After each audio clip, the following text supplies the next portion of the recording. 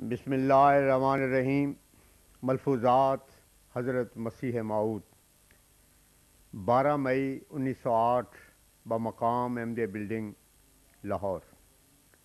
برطانوی سیاح مسٹر ریگ نے حضرت اقدس کی خدمت میں یہ سوال کیا، عیسائیوں میں یہ ایک مسئلہ مشہور ہے کہ دنیا گمراہ ہو گئی تھی مگر خدا نے پھر شیطان سے اس کو خریدا، کیا یہ صحیح ہے؟ جواب: فرمایا، ہم ایسی لغو باتوں کے قائل نہیں، یہ ایک لغو بات ہے، عیسائیوں سے پوچھا جاوے۔ سوال: عیسائی عقائد سے معلوم ہوتا ہے کہ آدم ایک اعلیٰ حالت سے ادنا حالت کی طرف آ گئے تھے، حالانکہ انسان ادنا سے اعلیٰ کی طرف ترقی کرتا ہے۔ حضور نے فرمایا، یہ ہمارا عقیدہ نہیں اور نہ ہی اس کو مانتے ہیں۔ سوال: میں آئندہ زندگی کو مانتا ہوں کہ وہ ایک چولہ ہے، انسان اس کے ذریعہ ایک حالت سے دوسری حالت میں چلا جاتا ہے۔ مجھے اسپرچولیزم سے خاص دلچسپی ہے، میں یہ دریافت کرنا چاہتا ہوں کہ آئندہ زندگی کس طرح سے ہوگی اور وہاں کیا کیا حالات ہوں گے۔ حضرت اقدس نے فرمایا، بے شک اس زندگی کا خاتمہ ہو کر ایک اور نئے رنگ کی زندگی شروع ہوگی، مگر اس وقت ابھی وقت نہیں کہ اس کی تفصیل بیان کریں۔ جنہوں نے اس زندگی میں اچھی تخم ریزی کی ہوگی ان کے واسطے ایک پاک سلسلہ شروع ہوگا، اور جنہوں نے بری تخم ریزی کی ہوگی ان کے لیے مشکلات اور عذاب کا سلسلہ ہوگا۔ اس نئی زندگی کا ایک قسم کا تعلق اس زندگی سے بھی رہتا ہے اور بالکل ٹوٹ نہیں جاتا۔ مثال کے طور پر عالم خواب موجود ہے، بیداری میں ایک زندگی ہوتی ہے مگر سوتے ہی ایک عظیم الشان انقلاب آ جاتا ہے۔ بعض تفاصیل معلوم تو ہیں مگر ان کا بیان اس وقت نہیں ہو سکتا، کیونکہ صبر کے واسطے ایک لمبا وقت چاہیے، منٹوں میں یہ امر طے نہیں ہو سکتا۔ ان کی لیڈی صاحبہ نے سوال کیا، آیا یہ ممکن ہے کہ جو لوگ اس دنیا سے گزر گئے ہیں اور مر چکے ہیں ان سے باتیں ہو سکیں یا کوئی تعلق یا واسطہ ہو سکے اور ان کے صحیح حالات معلوم کر سکیں؟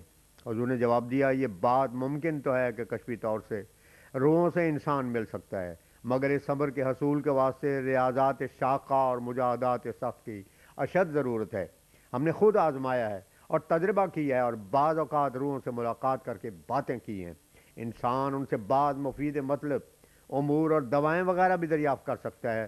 ہم نے خود حضرت عیسیٰ کے روح اور حضرت صلی اللہ علیہ وسلم اور بعض صحابہ کرام سے بھی ملاقات کی ہے اور اس معاملے میں صاحب تجربہ ہیں، لیکن انسان کے واسطے مشکل یہ ہے کہ جب تک اس راہ میں مشق اور قاعدے کی پابندی سے مجاہدات نہیں کرتا یہ امر حاصل نہیں ہو سکتا، اور چونکہ ہر ایک کوئی امر میسر بھی نہیں آ سکتا، اس واسطے اس کے نزدیک یہ قصہ کہانی ہوتی ہے اور اس میں حقیقت نہیں ہوتی۔ انسانی قلب بڑے بڑے عجائبات کا مرکز ہے، مگر جس طرح صاف اور عمدہ پانی حاصل کرنے کے واسطے سخت سے سخت محنت اٹھا کر زمین کھودی جاتی ہے، مٹی نکالی جاتی ہے اور پھر صفائی کی جاتی ہے، اسی طرح دل کے عجائبات قدرت سے اطلاع پانے کے واسطے بھی سخت محنت اور مجاہدات کی ضرورت ہے۔ اصل بات یہ ہے کہ اصلیت اس امر کے ضرور مانی جاتی ہے جس کے ہم خود گواہ ہیں اور صاحب تجربہ۔ سوال: مجھے اس قسم کی ایک کمیٹی کی طرف سے بعض کاغذات آئے تھے اور میری خاص غرض آپ کے پاس حاضر ہونے کی یہی تھی کہ ان کے متعلق آپ سے دریافت کروں اور آپ کی ہدایات سنیں۔ کیا آپ مجھے اپنا کچھ عزیز وقت دے سکتے ہیں؟ حضور نے فرمایا، ان دنوں میں ہماری طبیعت بیمار ہے، ہم زیادہ محنت نہیں برداشت کر سکتے، البتہ صحت کی حالت ہو تو ممکن ہے فقط۔ 14 مئی 1908 بوقت صبح فرمایا، قرآن مجید ایک ایسی غذا کی مانند ہے جو ہر طبقے ہر مزاج کے لوگوں کے مناسب حال ہے، اور یہی اس کے خدا تعالیٰ کی طرف سے ہونے کا ثبوت ہے۔ ہم چاہتے ہیں ہماری جماعت کے لوگ بھی بولنا سیکھے، ان کا طرز تقریر بھی ایسے ہی ہو کہ جیسا وہ اعلیٰ درجے کے لوگوں کے لیے بھی مفید اور ادنا کے لیے بھی فائدہ رساں ہے۔ اصل میں کلام کی عمدگی یہی ہے کہ وہ ہر قسم کے لوگوں کے مطابق حال ہو۔ فرمایا، خدا تعالیٰ نے اسلام کو دوسرے لوگوں کے لیے نمونہ بنایا ہے، اس میں ایسی وسطی رائے اختیار کی گئی ہے جو افراد و تفریق سے بالکل خالی ہے۔ وَكَذَلِكَ جَعَلْنَاكُمْ أُمَّةً وَسَطًا لِتَكُونُوا شُهَدَاءَ عَلَى النَّاسِ، سورہ بقرہ آیت 140۔ فرمایا، جواب دو قسم کے ہوتے ہیں، ایک تحقیقی، دوسرے الزامی۔ اللہ تعالیٰ نے بھی بعض جگہ الزامی جوابوں سے کام لیا ہے، اس میں معترض کو اپنے مذہب کی کمزوری معلوم ہوتی ہے۔ چنانچہ جب عیسائیوں نے کہا کہ عیسیٰ خدا کا بیٹا ہے اور دلیل یہ دی کہ مریم کنواری کے پیٹ سے پیدا ہوا تھا، اللہ تعالیٰ نے فرمایا، ان مسئلہ عیسیٰ عند اللہ کمثل آدم، آل عمران آیت 60، یعنی اگر یہی اس کا بیٹا ہونے کا ثبوت ہے تو آدم بطریق اول بیٹا ہونا چاہیے۔ فرمایا چھوت وغیرہ دراصل اس بات کا نشان ہے کہ ہندوؤں کا مذہب کمزور ہے جو ہاتھ لگانے سے بھی جاتا رہتا ہے۔ اسلام کی بنیاد چونکہ قوی تھی اس لیے اس نے ایسی باتوں کو اپنے مذہب میں نہیں رکھا، چنانچہ کھانے کے متعلق فرما دیا لیسا علیکم جناحٌ ان تاکلوا جمیعا او اشتاتا، سورہ نور آیت 62۔ بیان میں جب تک روحانیت اور تقوی طہارت اور سچا جوش نہ ہو اس کا کچھ نیک نتیجہ مرتب نہیں ہوتا۔ وہ بیان جو کہ بغیر روحانیت و خلوص کے لیے ہے، بغیر روحانیت و خلوص کے ہے، وہ اس پرنالے کے پانی کے مانند ہے جو موقع بموقع جوش سے پڑ جاتا ہے اور جس پر پڑتا ہے اسے بجائے پاک و صاف کرنے کا پلید کر دیتا ہے۔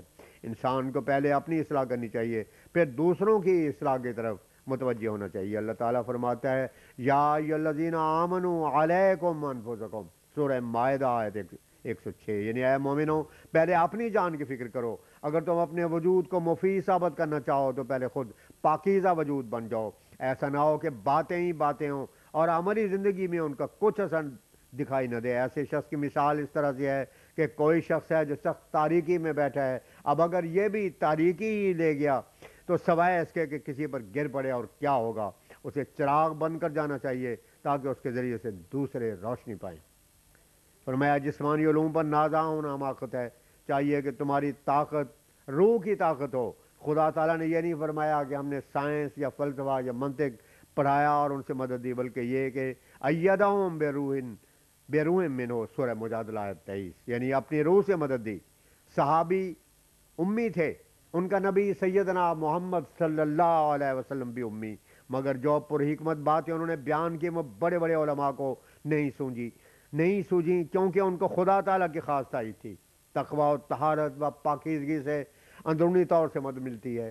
یہ جسمانی علوم کے ہتھیار کمزور ہیں، ممکن بلکہ غالب ہے کہ مخالف کے پاس ان سے بھی زیادہ تیز ہتھیار ہوں، بس ہتھیار وہ چاہیے جس کا مقابلہ دشمن نہ کر سکے۔ وہ ہتھیار سچی تبدیلی اور دل کا تقدس و تطہر ہے، جسے نزول الماء ہو۔ دوسروں کے نزول الماء کو کیا تندرست کرے گا؟ صاحب باطن کی بات اگر اس وقت بظاہر رد بھی کر دی جائے تو وہ خالی نہیں جاتی بلکہ انسانی زندگی پر ایک خفیہ اثر کرتی ہے۔ سخن کز دل بروں آید نشین لا جرم بر دل۔ بوقت زور ہنسی کے متعلق حضور کے مجلس میں ذکر تھا، فرمایا جب اللہ تعالیٰ کے حکم کا ماتحت ہو تو اس میں کوئی حرج نہیں، چنانچہ وہ فرماتا ہے انہو ہوا اضحکا و ابکا، سورہ نجم آیت 44۔ داڑھی منڈوانے کا ذکر آیا، فرمایا لوگ کن بےہودہ اعتراضوں میں پڑے ہیں، وہ ظاہر کو دیکھتے ہیں، ہماری نگاہ باطن پر ہے۔ جب انسان کا دل پاک ہو جائے تو پھر یہ معمولی اصلاحیں خود بخود ہو جاتی ہیں۔ اگر پہلے ہی ایسی باتوں پر اعتراض کر دیا جائے تو انسان ابتلا میں آ جاتا ہے اور بہت سی بڑی باتوں سے محروم رہ جاتا ہے۔ بعض نو مسلم صحابہ پر بھی ایسے اعتراض کیے گئے تھے، مگر اللہ تعالیٰ نے فرما دیا کہ یوں نہیں چاہیے۔ جب انسان نے ایک صداقت کو اختیار کر لیا تو آہستہ آہستہ دوسری صداقتوں کے اختیار کی توفیق بھی حاصل ہو جائے گی۔ تدریجی احکام اس لیے نازل ہوتے رہے۔ شراب کی حرمت یکدم نازل نہ ہوئی کہ ابھی تباہ تیار نہ ہوئی تھیں۔ ایسے لغو معترضوں سے ہمیں امید نہیں کہ وہ کچھ بھی فائدہ حاصل کر سکیں۔ وہ اگر حضرت صلی اللہ علیہ وسلم کے زمانے میں بھی ہوتے تو ان پر بھی اعتراض کرنے سے نہ رکتے اور آخر مرتد ہو جاتے۔ ہر نبی اور اس کی جماعت پر ایسے اعتراض ہوتے رہے ہیں، چنانچہ بعض نادانوں نے کہہ دیا ما لہذا الرسول یاکل الطعام و یمشی فی الاسواق، سورہ فرقان آیت 8۔ طعام سے مراد اچھا مکلف عمدہ کھانا ہے۔ جب انکار ہاتھ سے گزر جاتا ہے تو ایسے ہی اعتراض سوچتے ہیں۔ اس پر ایک دوست نے ذکر کیا کہ ایک شخص کہتا تھا کہ اگر قرآن سے حضرت کی صداقت کا ثبوت مل جائے تو میں اس قرآن کو بھی نہیں مانتا، اگر خدا اپنے نشانوں سے سچا ثابت کر دے تو میں اس خدا پر بھی ایمان نہ لاؤں۔ یہ لعنتی قول انتہا درجے کی قساوت قلبی پر دال ہے۔ فرمایا حضرت عیسیٰ پر ایک شخص نے جو ان کا مرید بھی تھا اعتراض کیا کہ آپ نے ایک فاحشہ سے ادھر کیوں ملوایا؟ انہوں نے کہا کہ دیکھ تو پانی سے میرے پاؤں دھوتا ہے اور یہ آنسوؤں سے خدا تعالیٰ کے نزدیک خلوص کی قدر ہوتی ہے، اور میں سچ کہتا ہوں کہ آج کل کے جو فقیہ اور فریسی ہیں ان سے ایسی کنچنیاں پہلے بہشت میں جائیں گی۔ در حقیقت انہوں نے اس زمانے کے علماء کی حالت کے اعتبار سے ٹھیک کہا۔